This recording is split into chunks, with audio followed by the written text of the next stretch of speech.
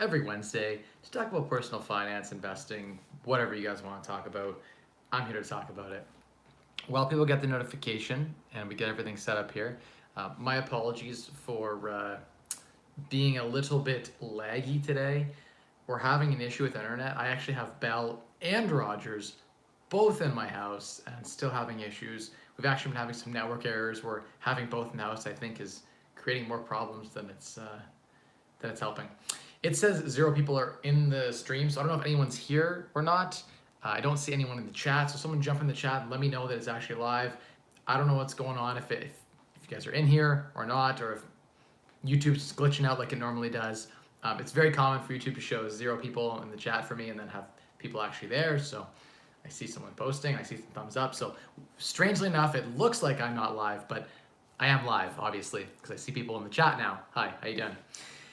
I want to show you guys something really quick before we talk about crypto and we talk about, okay, people are getting the notification. Cool. Welcome on. We're going to talk a little bit about LuxFire, some of the mentality shifts and changes related to LuxFire and how that's changed my investing philosophy over time. And yeah, one thing I just want to show you guys though, kind of cool just to, oh, what's that? Oh, little crypto rig right there. She's mining away for daddy. Actually, a mentee and I, this is actually a joint venture project that we're doing together. So it's not just mine. We're doing a little experiment where we got some graphics cards together and it's actually going into their crypto wallet. I'm kind of just along for the ride, sort of helping finance some of it, and just, it's an experiment for me. I like to try new things. I like to dabble. You guys know that my investment philosophy has always been there is safety and diversity. And I want to talk about crypto because I believe that mining is a decent way, if you're smart about it and use a GPU approach that has a good resale value. I believe that it could be a decent way to get into a small position of crypto within your overall portfolio. And I think from a LuxFire diversity perspective, if you have a decent sized portfolio right now, you should consider cryptocurrency, not because I like crypto all of a sudden, because you guys know that I've always liked gold and silver and hard commodities like land and real estate. I believe those will do the best over time, but I believe other people believe in cryptocurrency and I see the use cases for it, although I don't necessarily, like, I'm with private banking, so moving large amounts of money quickly costs me almost nothing. I didn't get the allure of cryptocurrency because I do everything above board. I'm all legal and it doesn't cost me much to wire $1 million to someone. Like, that's, I just never saw the allure to crypto, but I now see so many other people on the network and so many other people using cryptocurrencies, and even now, we'll talk about some of the other ways that gaming companies are using it, and et cetera and so forth, where there are uses for blockchain, because I like the technology. I've always been pro about the technology. I've wanted, as an investor in Visa, I've wanted them to incorporate blockchain technology into fiat to make credit card transactions more efficient and more secure, right? And just in general, I like the security feature behind the technology. So I think it makes sense to use people's computing power to do transactions. I like that. I like the security behind it. I like the anonymous. I can't say this word right now, but you guys know what I mean.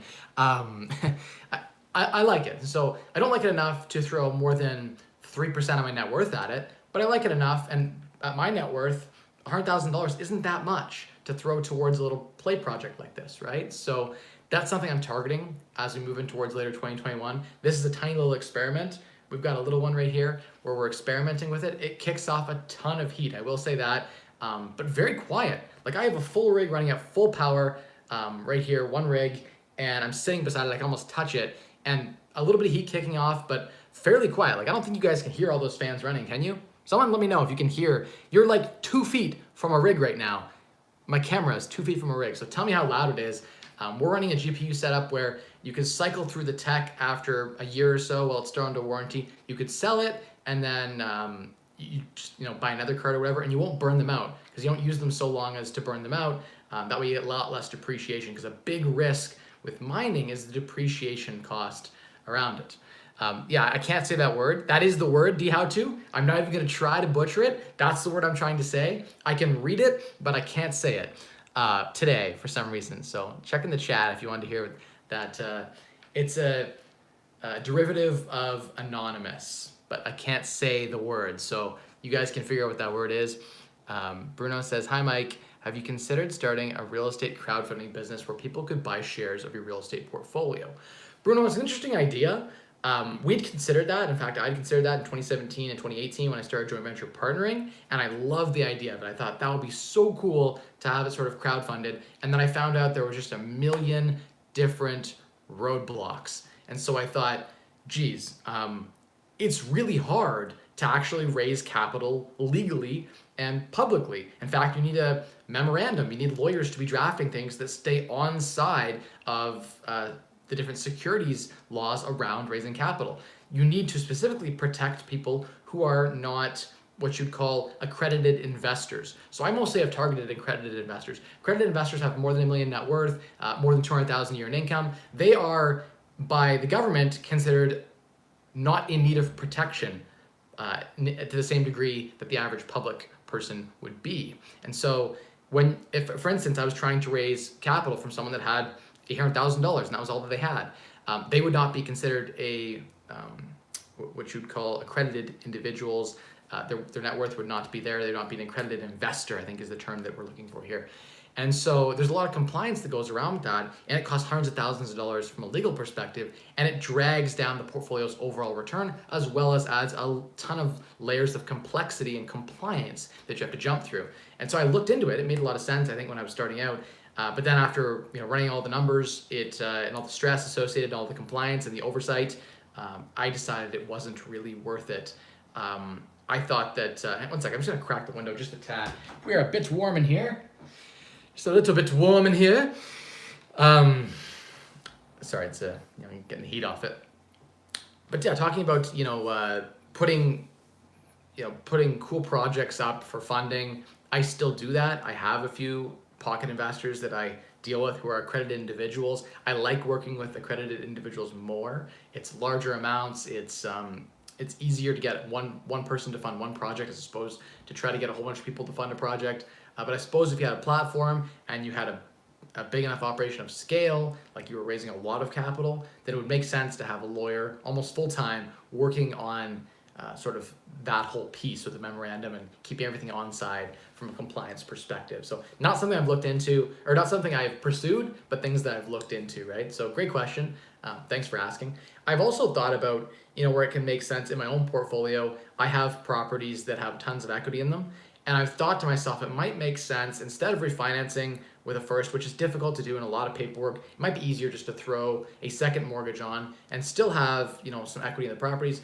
But let's say my first mortgage is paid down to 60% loan to value. I could add a second mortgage for another 20-25%, pull some of that equity out that's in the property and put it to work elsewhere. My average return in real estate targets 30-35%. And so I can live on a spread even if I had to borrow at 8 or 10%. Let's say conservatively, I want to be super safe. Let's say I borrowed 8%, secured against title, personally guaranteed, secured against the title of the property and guaranteed by my corp. That could make sense to take that capital and put it to work in a new project where I can get, let's say even conservatively 20%, right? I can take the equity I have in my existing portfolio that's a lot of it's come from appreciation in the last 2 years, I'll be honest. I've done very, very well on my investments there in real estate. And so taking some of that equity and putting it to work on more projects because it's more is better, more cash flow, and then a better return overall is better as well. So something I've considered for sure, raising some capital. I've got a lot of equity in my real estate portfolio, and I have people that reach out occasionally who want to fund my deals. There is some legal associated with that, and I have to think through the ramifications of putting a second on, because then if I ever do want to refinance my bank mortgage, then I'd have to remove their second, pay it out, and then figure something out in that respect. So there is obviously some challenges to that, but the amount of effort you have to go through to refinance with the bank at my level, I have to provide proof of rents on all my properties, leases, an anal probe on all my bank accounts, my investment portfolio, et cetera, and so forth. And even though I have private banking, even though I am a higher net worth individual, there still is a lot that goes into verifying everything. That's just a compliance standpoint. The bank has to verify everything.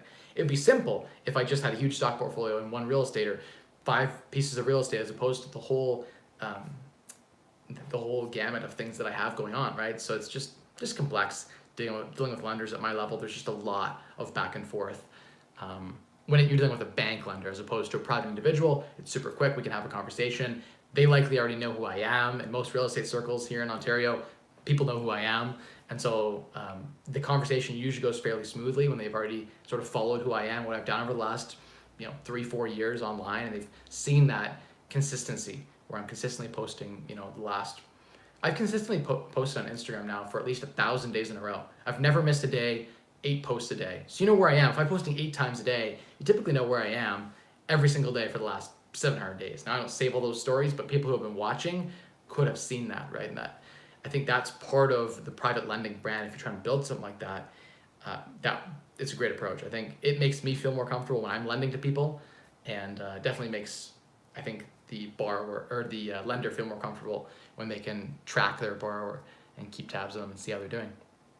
So yeah. Patel says, hey, how you doing? Butcher says, hi. Brandon says it's live now. Perfect. DJ says, and by the way, if you have any questions, shoot them down below. I definitely want to talk about anything you want to talk about. If you've been following my Instagram stories, you know that I've been dabbling in options trading, and I'll speak more specifically about the strategy I've been sort of applying right now. It's a very basic strategy, but very conservative. I'm always trying to focus on mitigating risk. And so, anyway, we'll talk more about that in a bit here probably, depending on where you guys ask the questions and where you want to go on the chat. DJ says, hey Mike, I finally got a permit to convert my basement to a legal 3-bedroom basement. Cool. Any tips and things to keep in mind before I start with the construction? Thanks. Definitely. So you're going to run into snags along the way. Things are going to come up in the project that you didn't plan for. And so having a contingency budget is probably the best thing you can do going into your renovation project. That's the number one thing I recommend. The second thing is making sure you get multiple quotes for everything that you're doing, ensuring that the price you're getting is on side with competitive market pricing. Just going with one guy and having them just price it all out, really not the best way to reduce on costs.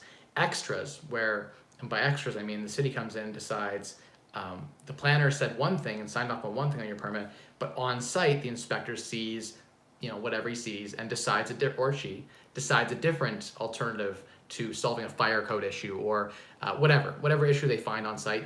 That might derail your plan a little bit. And so having that in the contract, that if extras come up, you can renegotiate the price or bring someone else in to handle those extras. That's where the contractors will sometimes nail you.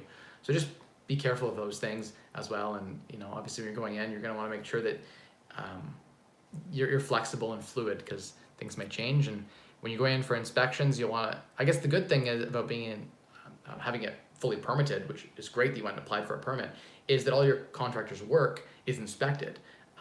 And so there's a higher probability of it being successful, higher probability of it being properly done. Especially if you're newer at construction, that can be huge. It can also add huge delays. Just remember that they're booking out sometimes a week or two away, and they may go and everything might not be perfectly done to their satisfaction on this inspection. It might be 2-3 weeks before you can get them to come back, which might hold up your project for several weeks longer. So it's just something you have to kind of think about and deal with, especially in this new COVID world that we live in today, where delays are almost acceptable when you cite the COVID excuse or the COVID backlog, or I've heard a lot of that going on. So greetings, how you doing? D2, Ghost Recon, good to see you on. Can't hear the rig running, cool. Good evening, hello William, good to see you on. D2 says, we can hear the fans now that you have informed us about it. Well, don't listen for it. Shh, we'll move this away, another foot away, and pretend it isn't happening. It's not happening. You probably can hear it now if you're focused on it, right? Because my microphone's right here and we're like that far away. But I do think that you'd really have to be listening for it. It sounds as quiet or less loud than a regular fan, I would argue. So yeah. 8 likes, show some appreciation. Thanks, really appreciate that. 12 likes now. William, appreciate the love there. Again, do this out of the bottom of my heart, just because I want to give back. And so the intention has never really been to raise money with it. Although interestingly, I know I said I would probably never do courses, but I am investing with partners on developing something around Rosehart Enterprises coming up soon, which will maybe be books and some courses that they're going to spearhead working on. I'll be more overseeing and helping.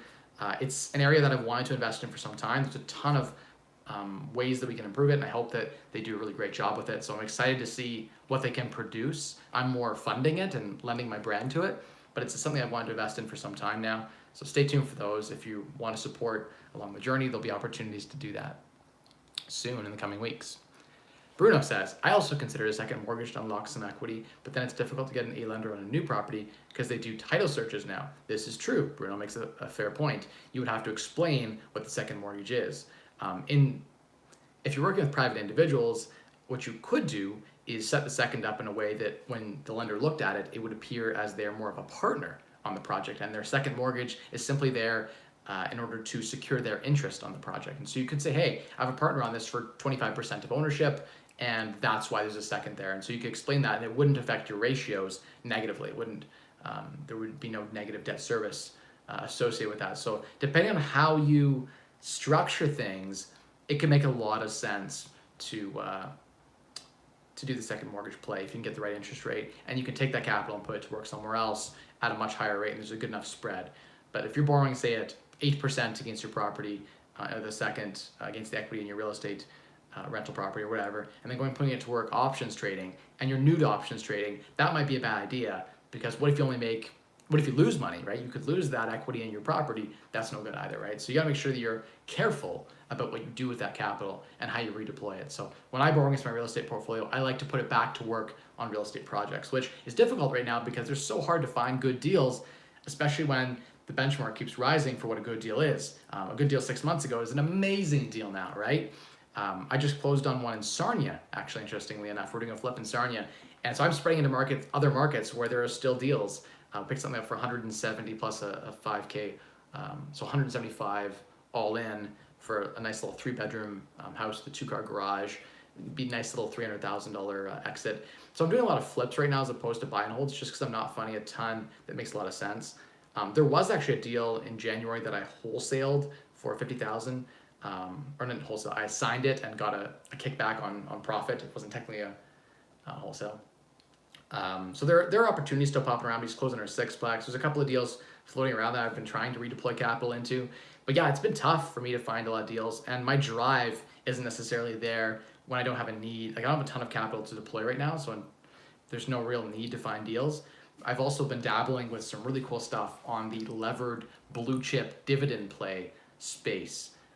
There's some really cool stuff you can do there with cost of debt of 1 or 2%. You can lever your capital up against solid companies, and you can basically buy companies like name a good solid quality A-tier blue chip that's paid dividend for the last 50 years, tons of available cash to continue paying those dividends. Imagine if you buy something with a 6 or 7% dividend yield, and who cares about the price, really? As long as you have some room in there for margin calls, you don't really care as much about the price. You care that the dividend is 6-7%, and it's going to keep paying out for the next 10 years or higher yield, right? So you're buying it now. That's what you look for potentially, and that provides you a 20-25% ROI. And so that's where it's really attractive, I think, right now from a stock leverage perspective. And so I'm using also options as well. The leverage around options is really interesting too, especially when you can cap your downside. So if you're smart about how you invest in options, you can invest in the companies you want to own. And so at the end of the day, if the trade goes bad, you end up owning the shares. That's the worst case scenario.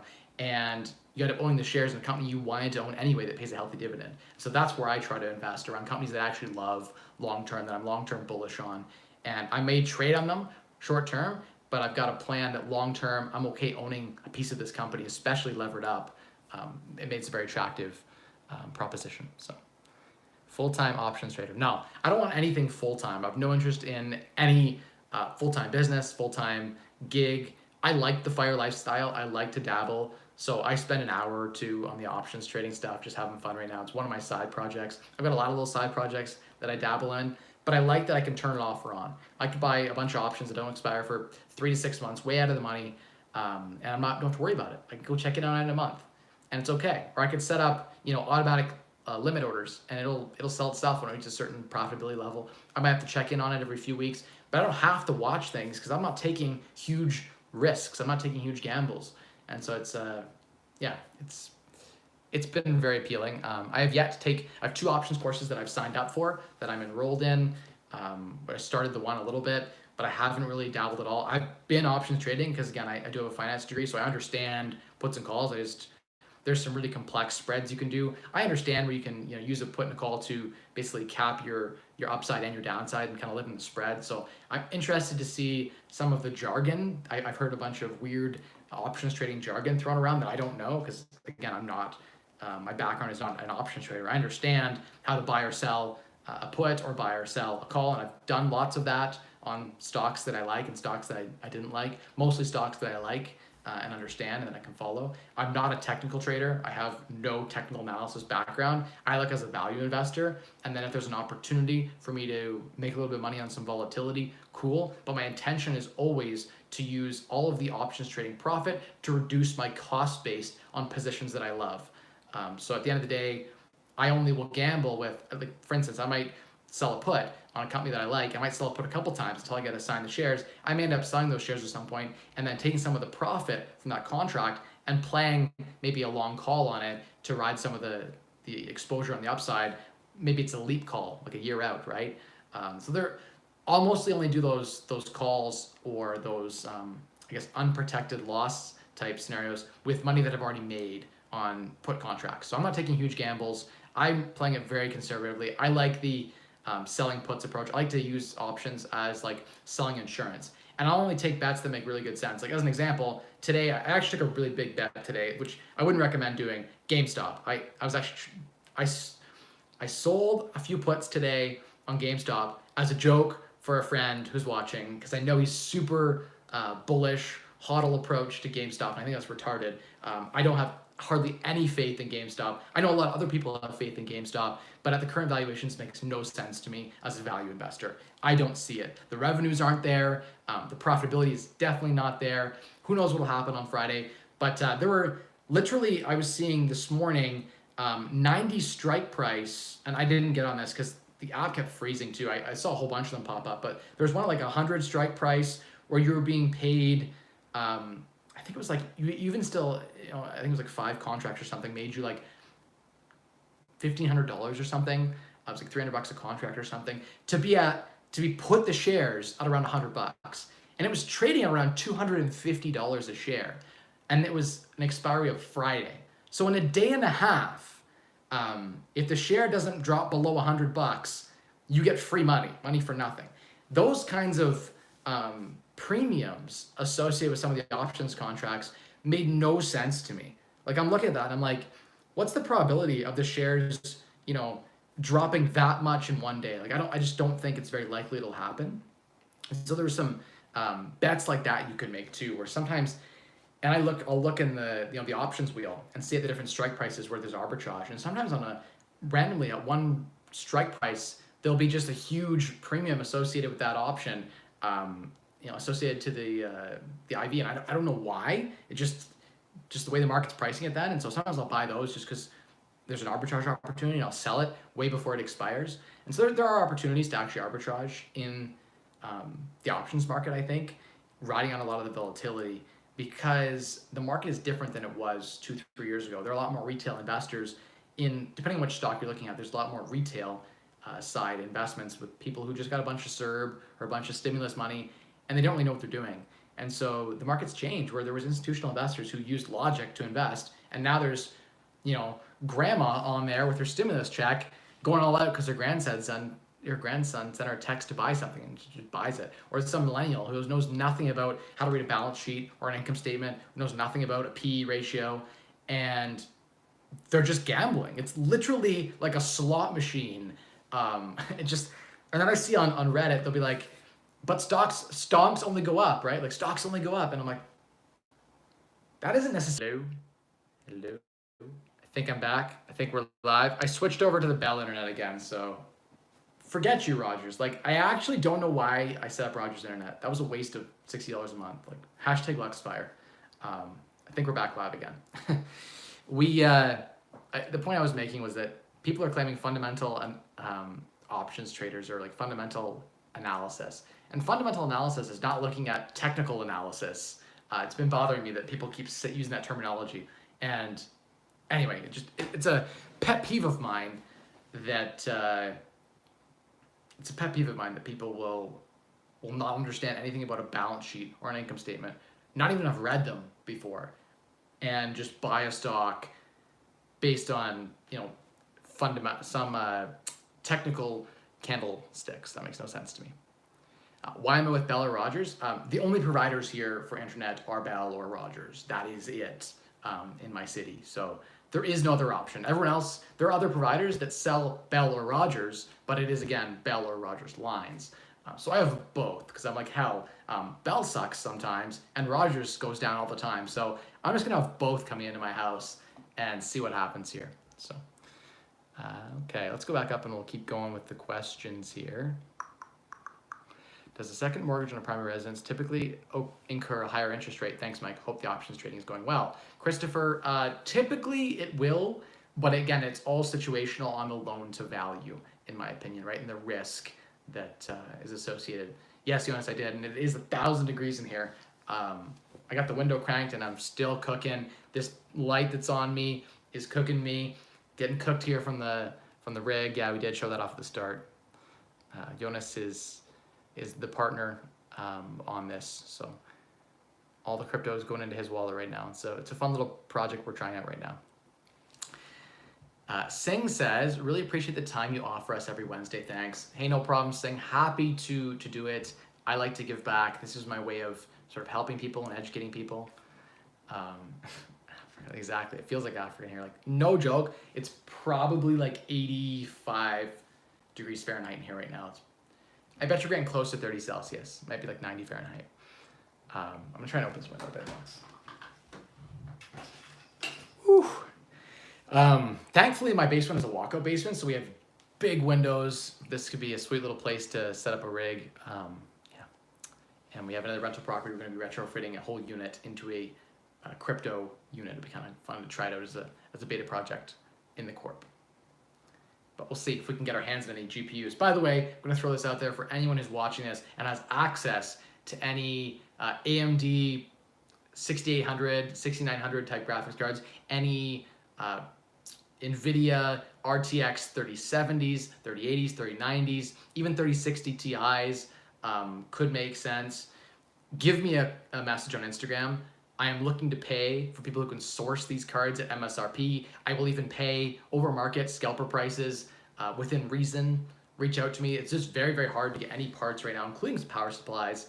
So reach out if you do have any graphics cards. It's been a hell of a time just trying to get a few, let alone getting enough to actually make this a viable little beta test. And I think that you need a few rigs to really make it worth my time to even think about it and try it out. So throwing that out there to the world to see if anyone has any connections. Varun says, hey Mike, since tax season is here, could you talk about how you approached your first few rentals with respect to taxes? Well, my first few rentals, Varun, with respect to my taxes, were simplifying with T776. It's under your personal tax return, a place where you declare your statement of real estate income for each property.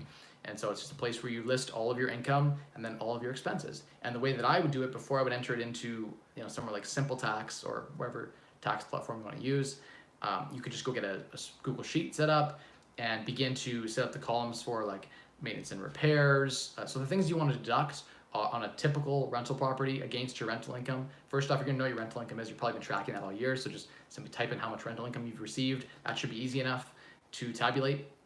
If it's, you had a tenant for a year there, you could just multiply the rent by 12 too if you weren't tracking it, or check your e-transfers or checks or cash or wherever you receive the rent. And then you want to declare all that. And then from a deduction standpoint, here in Canada, you definitely want to deduct your cost of insurance. You definitely want to deduct your mortgage interest. So you'll call your bank. They'll usually mail them out automatically, but if they didn't, call them and ask for a mortgage statement. They'll show your annual interest paid for the whole entire year, in which you just grab that number. That's your interest deduction for the year, and deduct that. Not your mortgage payment, your mortgage interest. Next is any other interest associated with it. So if you borrow on a line of credit for the down payment, you can deduct all that interest against that rental property. I've done that before. The next thing is looking at your maintenance and repairs. That's going to be a big one. For most of my rental properties, that's one of the biggest because I buy a lot of distressed properties that have a lot of deferred maintenance. So things have been let go for a while and need love. And so my maintenance rate is a lot higher on the properties that I own typically. So that's a big expense item for me. That looks for all the contractor receipts, all the times we went to Rona to buy something, or the contractor went to Rona to buy something, or Home Depot or Lowe's or whatever. And then so all of that goes in there. And then there's considerations for utilities, so hydro, water, gas. If you have a Reliance rental tank, you could deduct that as well, add that in. Miscellaneous things like bookkeeping services, property management, all those receipts can be deducted. Any administrative costs or marketing costs to post units for rent, you can deduct all of that stuff. Again, not a tax professional here, so if you're listening to this, you're like, hey, Mike Rosehart said this or that. This has been my experience. This has been what I've found. Talk to your accountant. I give no warranty at all to anything that I'm saying. This has been what I've heard from accountants and what has worked, I believe, for me. But again, do your own research. Other things you might deduct would be capital expenditures. You could then depreciate those items depending on what you bought. So if it was, let's say it was a fridge that you replaced and it was an equally good fridge, I'd probably maintenance expense that.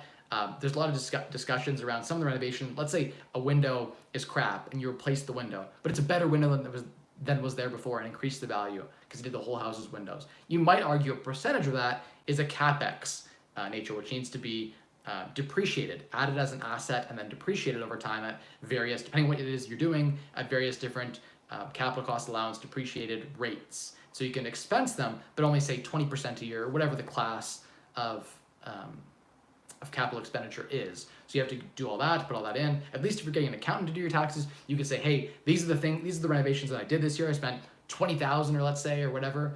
And I would say you might try to break stuff out and say, hey, this 5,000 was maintenance, didn't really improve the value of the property, just was, maintaining the property in a good standard.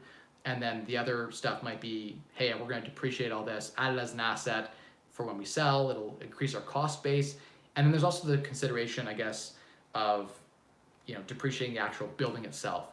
When you buy a property, part of it's land, part of it's building, you could depreciate some of the building, but when you go to sell, you'll have to recapture or add back all of that depreciation on against the capital gain on the sale. So if you're going to sell in the next couple of years, it doesn't make sense to do it. It's a complicated calculation. I often don't depreciate unless I'm going to hold the property forever, in which case it makes sense to do it.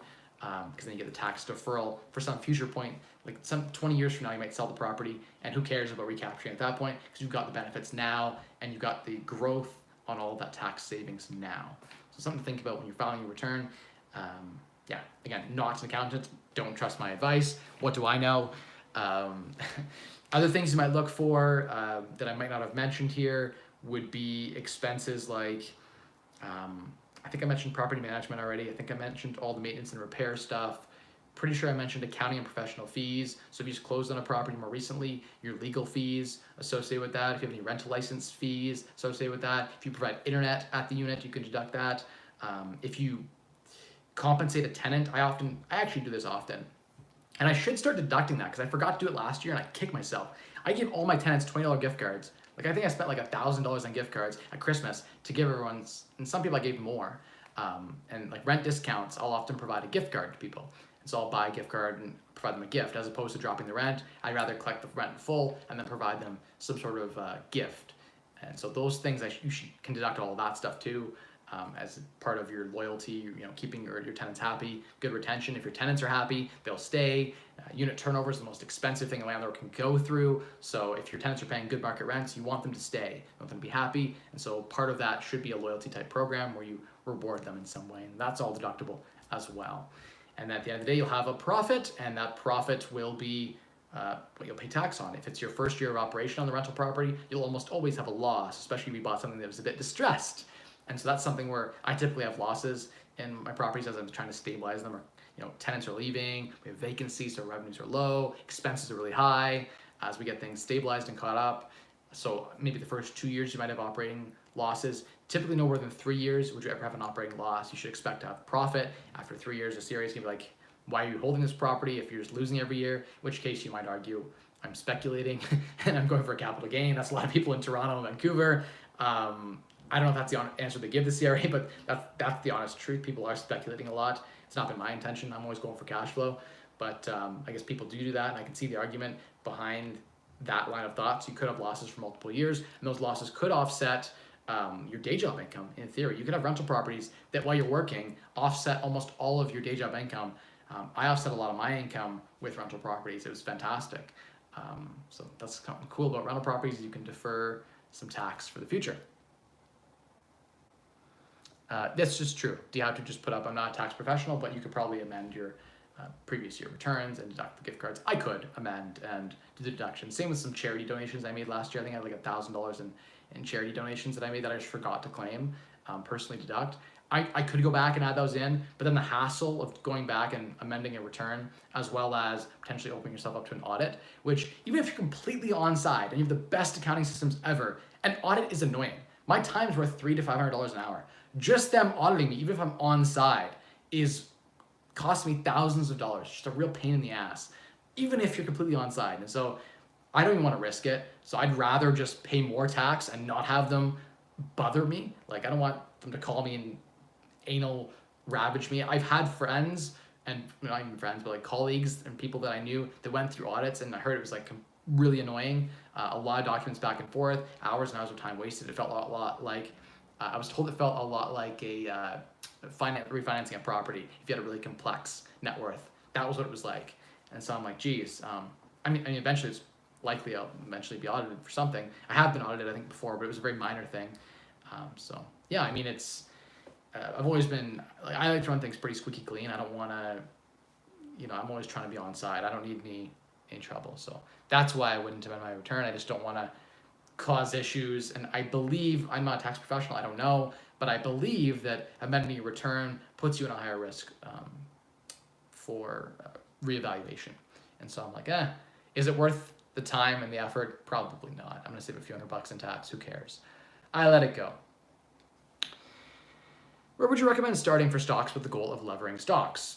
Open up an interactive broker's trading account. They lever 70% loan to value. In a previous stream, I thought it was 50% loan to value, but no, they will, if you put $1 million in and buy $1 million in shares, they will give you 700,000 out at a 1.5%, and it scales down to 0.5% interest depending on how much you borrow, interest rate. So like prime minus 1% on your portfolio, you can borrow at any time, like line of credit. Just be aware that if you get over the available margin, they are going to liquidate some of your positions to get to a point where your line of credit is paid down, equivalent to 70% loan to value. So if your stocks drop in value, then you will get a margin call and you will lose a little bit of that. You have to liquidate some of your stocks. Hopefully it's not at losses. You can put in the system which stocks not to liquidate, so they can do their best on a best efforts basis to liquidate the right stocks for you. Hopefully stocks that have gains, not stocks that are getting hammered. In a margin call, you don't want to liquidate the stock that just went down to cause the margin call, because if you believe in the stock long term, you just force yourself into a loss position. You'd rather wait and hopefully ride things back up. Yeah.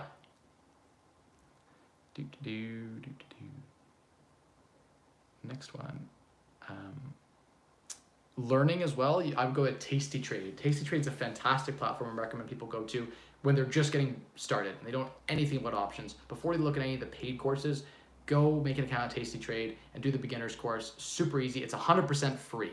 So go and learn about puts, learn about calls, learn about some of the spread stuff. That's where you should start. And then if you want to do a course, I recommend Stock Hacking with Erwin. I have an affiliate link, so use my affiliate link. If you're going to buy Erwin's course, get me paid some money.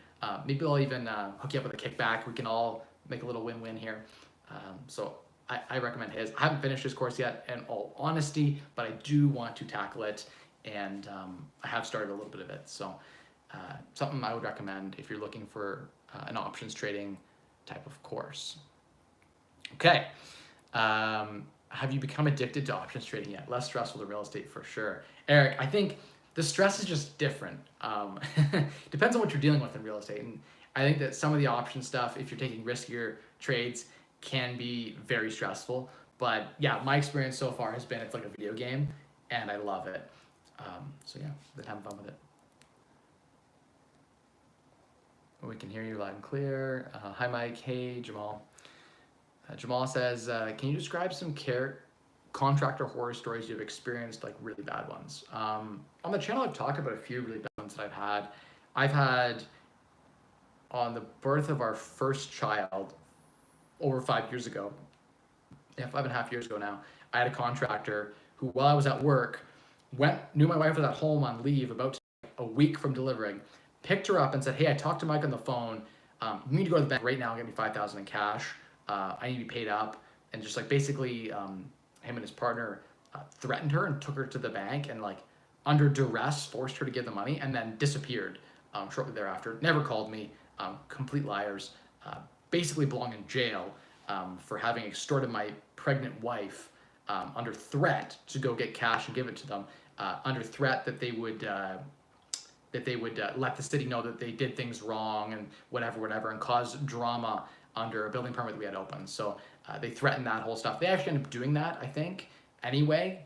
And so we ended up having to bring another contractor in to fix the stuff that they did wrong. They knew what they did wrong, didn't tell us, and then told the city what they did wrong so that we could get screwed because we refused to pay triple. So we started a contract pricing. It was $20,000 to a basement. It was really cheap. Like in hindsight, 6 years ago, I was like, wow, this guy works really cheaply. I can't believe that they're working for like, I worked out the math and I thought it was like 20 bucks an hour. I was like, wow, this is almost too good to be true, but they had references. I called them, they seemed okay.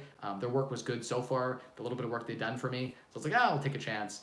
And they're like, oh, we need 25% down, which again, money down is always a red flag with contractors.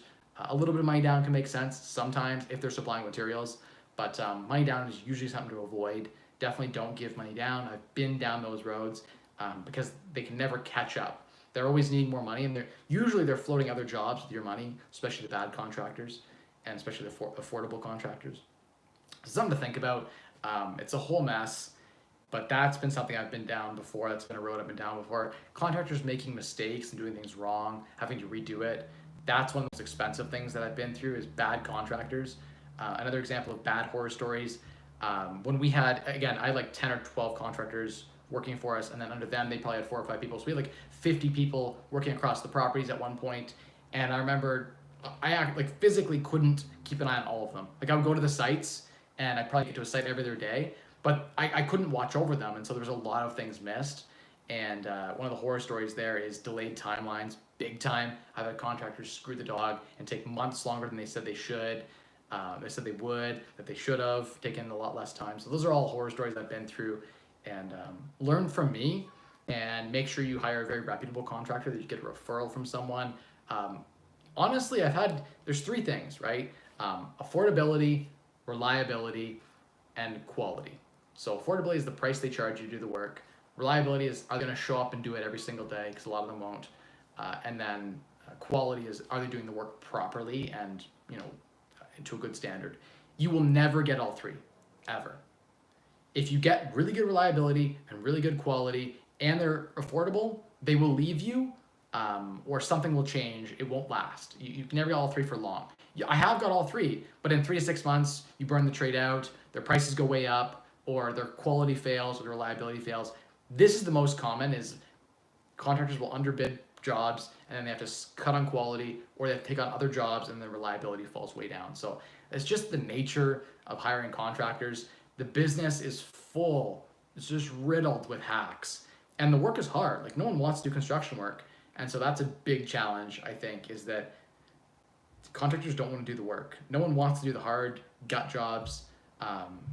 It's just crappy work. And so it's not something where you can keep with the contractors sustainably for a long time. There are ones you can stay with, you pay them well. That's the approach I go with now, is I pay well, and I'm like, whatever. Like if I gotta pay 40 bucks an hour to do a good job, that's fine, but you better show up and you better do a good job. I'm okay to pay for quality. Paying the $25 an hour guys works if you micromanage them. That strategy, if you're there on site checking in on them all the time, it works. But what doesn't work is hiring those guys who are more affordable, the $25, $30 an hour guys, and then not overseeing them. Like you need to be spending 100 hours a week overseeing them if you got multiple projects going. Like it's a full-time job just to oversee them. And so if you want to do that, then your time will save money on the construction project. But if you don't want to put all your time in, then you need to hire better quality people who don't need to be babysat. That's been my experience. Those are some more stories I've had. I've had tools stolen. I've had materials stolen. I've been threatened. A lot of threats. I've been threatened to be murder my family.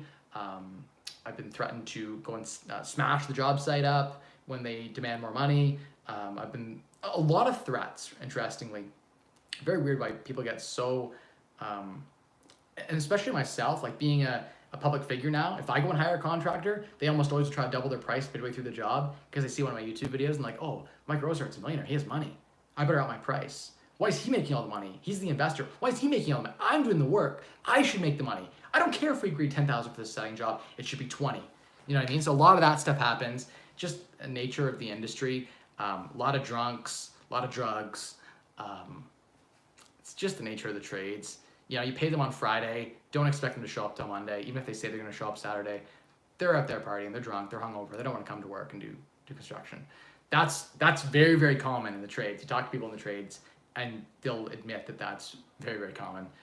There are tons of good contractors I've come across too, but doing as many projects as I have and having to hire people that I didn't work with before, I've been through a lot of bad contractors, and it's painful, but it's part of the game, it's part of the business. You build it in to your numbers, and it's okay in the long term. Can you describe some contractor? We did that. Okay, so here we are. What sort of deductions do you have running a business? It's all the same deductions you would have running, you know, your rental property, very, very similar. On a business side, you might have an administrative assistant you could deduct. I have someone that helps with a lot of the stuff, and I think long-term I'll always have an assistant that kind of helps me with stuff, so that's a deduction for the business. You could deduct your car against your rental property, you could do that too. I don't do a ton of that, I do a little bit of that sometimes, but your gas, if you drive specifically to a rental property and back, and you can track those kilometers, or you keep that gas receipt and write it on the back of it, that's a good way to go and deduct that. A percentage of your insurance, percentage of your home internet, your home cell phone, all those things can be deducted against your rental properties or your business, depending if you use them for those things. So definitely all things you can consider. You could deduct a percentage if you have a home office of your own personal expenditures at home, but then you risk your house being partially capital gains tax, so something to think about. Talk to an accounting professional about that. Next one, should I buy a 2-bedroom condo in downtown Toronto and house hack, although it's going to be more expensive than buying a 1-bedroom house? Ash, probably makes more sense if you're okay living with a roommate. The math probably supports that lifestyle. Raz says, why is housing not included in inflation reported by the government? It is, but the government will always cite, what I hear is they'll cite things like, oh, there's rent control. You can only increase rent by inflation, which is the guideline, I think, for last year was 2%. What they don't factor in is that units turn over 10 or 20% of the time. And so within a 5-year period, the majority of the tenants have got up to market rent. So why is it not included in the inflation index? I don't know. The same house that was $500,000 in London in 2017 is right now $900,000 at least. That has a big impact on the average person's budget because the average person spends about 55% of their income on housing. The average tenant spends 60% of their income on housing and housing related expenses. Construction materials double. Almost all the construction materials way up. Labor prices actually way up. Fast food up. Tech down. TVs cheaper, etc. so forth. You get more computing power for less. So I don't know how they, like the guides say, the official CPI guide says inflation's like 2%. Go to places like shadowstats.com and you'll see the actual inflation rate is much, much higher. Same with unemployment. They claim in Canada it's like 9.1% right now. It's really like 25%, but if you've been out of a job for 6 months or more, you're not even included in the unemployed statistic. So it's just interesting how they manipulate the data to serve their interests. You know, I've heard it said that the people working at StatsCan are on average like the lower of the actuarial type folks. Like it's like I don't know, the best quality graduates, the smartest people are going and working in private where they can make top dollar, right? So I've heard people say it's not malice, it's not bad intent, it's just they're not the brightest people working there. And I'm like, that doesn't make any sense to me. So I don't know. Someone can explain to me why housing is 55%, housing and fast food together are like 3/4 of the average Canadian's budget right now. And those items have inflated a ton. Like rent from 2017 to now for a 1-bedroom apartment or a house or a 2-bedroom apartment is up in some cases 60-70% in most of Southwestern Ontario. Why is that not reflected in the inflation rate? When fixed income dollars don't go about half as far as they did 4 years ago, doesn't that mean we have like a 20% inflation rate or a 10% inflation rate at least? It's interesting why they don't weight that heavier. I think they're arguing that rents are controlled, no one's moving, people who are in a house are already locked in at their current mortgage rate or whatever, so it doesn't affect inflation. That's a load of crap, I think. I think we are in a higher inflation environment than the government claims right now. So that's why I'm in hard assets. That's why I'm in things that will float as opposed to being in things that are fixed income like bonds. I hate bonds, by the way. I'm not in bonds at all right now. I think interest rates will float up a little bit. They'll have to stave off hyperinflation. But right now they're just printing a ton of money. And what does that do to everything? It inflates the value of it. When you throw money into the economy and the economy hasn't grown equivalent to the money supply, you have inflation. Ash says, does it make sense to live in a rented condo in downtown Toronto for $500 a month or buy a condo and pay $2,400 a month plus utilities? If you can rent a condo for $500 a month and you're on rent control, I would never let that apartment go. I would, even if I had to buy a house, I would keep renting that apartment and re-rent it out to friends or something or whatever. I would never let that apartment go. That's cheap.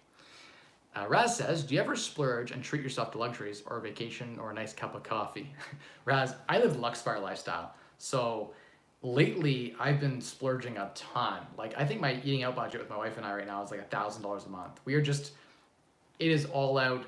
I got to a point where I make so much money passively now that like if I don't work at all and I just go on autopilot, we bring in 10 times what I need to spend in a year in passive income.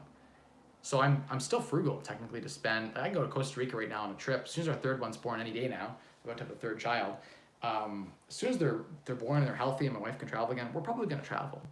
That's something that I really value is travel, and I miss it. I haven't been, my last major international trip was last March to check on our property in Florida there. So I'm due for another trip. We did New York in January, went on live TV, if you guys remember that, the Tamron Hall show. And I was actually all expenses paid trip. Not all expenses, but our flight and our first night of hotel was free to go to New York. That was a fun trip in New York for 8 days. And then the next month I went to Florida for 2 weeks.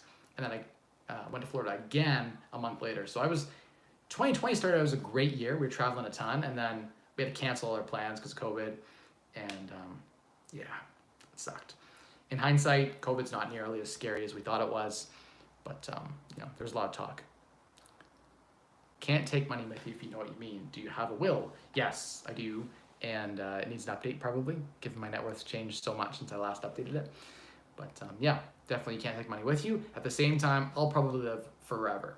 I believe that by the time I make it to age 70 or 80, we'll be able to regrow most of my organs. So I'll probably, if I'm wealthy enough, be able to live, I think the ultra wealthy will live forever in about 50 to 70 years. So if I can make it that far, I may never die, in which case the YOLO spend whatever you have now screws you for the gift of immortality. I think that's pretty cool, and I want to be part of that. So that's part of my drive on this journey to $1 billion. You guys know that I declared it on the channel as part of my journal or diary that I'm on the journey to $1 billion, and I will make $1 billion before probably age 70. It's a very, very likely scenario that my current CAGR or compounded annual growth rate will get me to $1 billion. Guys like me, Kevin, if you watch them, he'll be there by like 40, 45, I bet. The rate he's growing, he'll be there probably in his late 30s. It's possible. I don't know, we'll see. But just awesome. Some of the ways that compounding interest can work in your benefit. But yeah, I definitely thought about like slowing down a bit more. 2021 has been a slower year. I haven't been pushing myself. You guys know 2019 was the most stressful year of my entire life.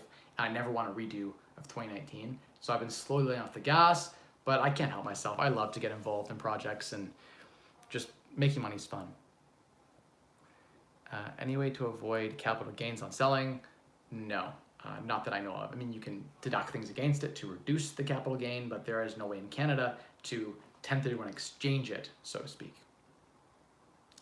Instead of a corp, you could delay it, you could defer it a little bit, but you still got to pay the corporate capital gains tax. Jamal says, can you borrow against an RSP with Interactive Brokers? That I'm not sure of. I don't know. So I'm going to have to go on their website and check. Dihautu says, it's a great reason not to amend your taxes. I hear audits are a pain. Yes, I hear that too. Varun says, appreciate your answer. Hey, no problem, Varun. Chris says, is there a minimum investment with Interactive Brokers? Maybe $1,000. I don't know. I have a larger amount, and I trade often enough that Interactive Brokers makes the most sense. Questrade, I hear, is better for more of the passive ETF investor from a fee account maintenance perspective. When you refinance, are rates competitive, or are they higher when buying a new house and mortgage? Does the refinance money go right into your bank account? It can be used for anything. Yes, the money will go right into your bank account. The difference between your old mortgage and your new mortgage will be given to you in cash. The rates are similar, sometimes more competitive if a bank's trying to take your business from another bank. They might even beat your current rate. So it can be very, very competitive, and they can even cover your legal costs and your appraisals, believe it or not. Josh says, if you had to make $1 million within a reasonable timeline and had only 10,000, how would you do it? Taking 10,000 to $1 million is insanely hard to do. But if you put it to me like hey, you have 10,000 to invest it, I would invest it very conservatively, probably in my business in some way. Like I might invest it in like a wholesaling type business where I could get more deal leads, or I might invest it in probably not maybe education, maybe a little bit in education if I was trying to grow. I already have education, so for me right now, that if I was doing a redo, that wouldn't make sense for me. But 10,000 to a million, if you're gonna lose the 10,000, let's say like you had 10,000, they were gonna take it away, I might put in something super high risk, because if you lose, they're gonna take the money anyway. But if you win, then you win all out. So maybe something like crypto, one of the alt cryptocurrencies that's up and coming, could be something you throw it in just to have fun with it. If it's money you don't care about, just people are making big money, taking really high risk.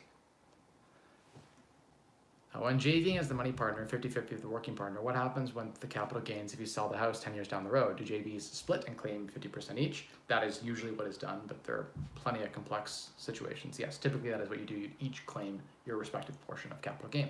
If you're planning for fire, how do you account for children? Build them into your budget and account for the expenses associated. I fired thinking I would have 1 to 2 kids. We have 3. And a dog and everything else. So luckily my net worth has grown over time, and I'm okay. So I kind of adapted my fire plan as I went. Yo, Mike, have you left real estate for crypto? No, I've not. I definitely love real estate as an asset class. It's still the majority of my, well, it's actually not actually true. My stock portfolio is now the same size as my real estate portfolio, but I do have a huge real estate portfolio still. We have 20 something buildings, still actively involved in flip type projects, for sure. Maybe not those big bets like Kevin is making. No, definitely I don't have the same YOLO money he does. He makes $1 million a month on his courses. So, I mean, he's got money to throw around. I don't have that kind of money coming in, to be honest. He's like way more than 10x me. Chris says, came in late. Did you already talk about putting your cash in Interactive Brokers to then borrow against to buy houses? If not, please do. It's really simple. You could put your cash in Interactive Brokers. You could buy a bunch of stocks, say $1 million. You put $1 million in stocks. You buy blue chip stuff that you love that pays a 5% dividend. There's $50,000 a year in dividends. And then you can borrow from Interactive Brokers at 1% interest. Basically, that would cost you $10,000 a year. So you have $50,000 dividends, $10,000 interest cost. So you could borrow that money, 70% loan to value for free. So you could borrow, and you might not want to borrow all of it, leave some of it available in case you get a margin call, or have an unsecured line of credit set aside for margin calls. Basically where you could cover if the stocks dropped, the portfolio of stocks you had dropped in value, be ready to cover any calls, margin calls. So yeah, you could take out, put $1 million in, take out $700,000 from Interactive Brokers if you want to. So definitely something that I think makes a lot of sense. So why is your live caption so misleading?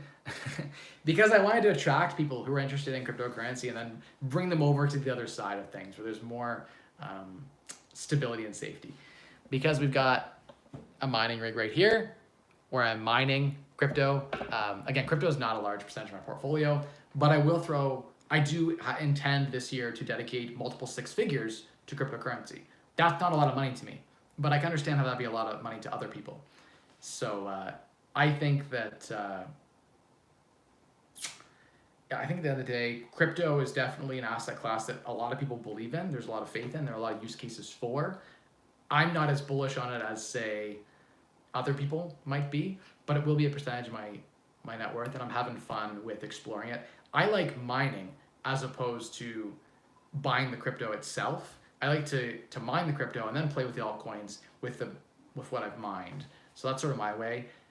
If crypto doesn't become as lucrative, let's say things don't make as much sense, you just sell the GPU cards off for almost what you bought them for. So you don't lose, like, your downside risk is very limited when you've mined all the crypto.